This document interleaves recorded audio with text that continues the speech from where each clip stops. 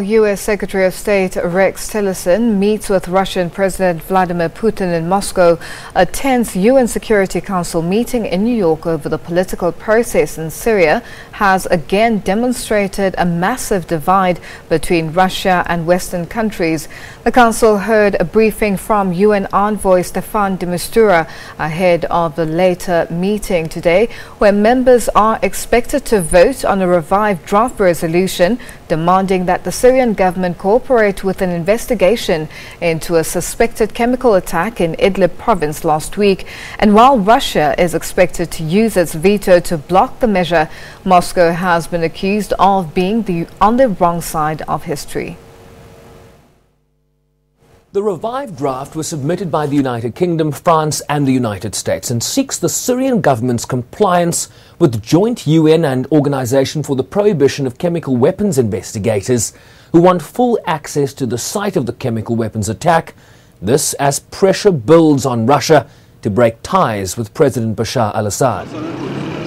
The UK said their scientists had analysed samples from the site of the attack and concluded that the Syrian government was responsible, urging Russia to change course. They have chosen to side with a murderous, barbaric criminal rather than with their international peers. They have chosen the wrong side of history. However, it is not too late for Russia to change course.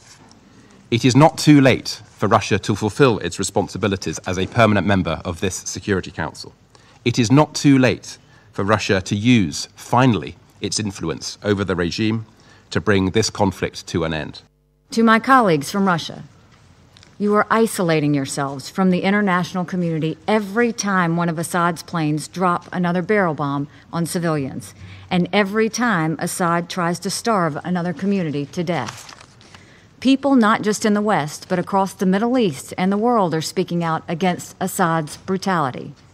It is long past time for Russia to stop covering for Assad. It is long past time for Russia to push seriously for peace and not continue to be part of the problem. But Russia appeared unmoved, accusing the UK and others of complicating the political process.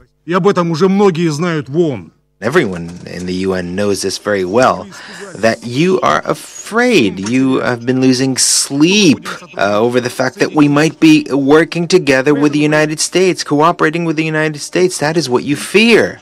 You're doing everything to make sure that this kind of cooperation be undermined. This is precisely why. You look at me when I'm speaking. Don't look away. Why are you looking away?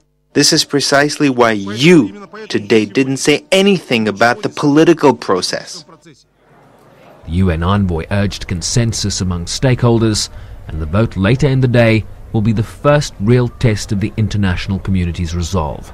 Bryce-Pease, SABC News, New York.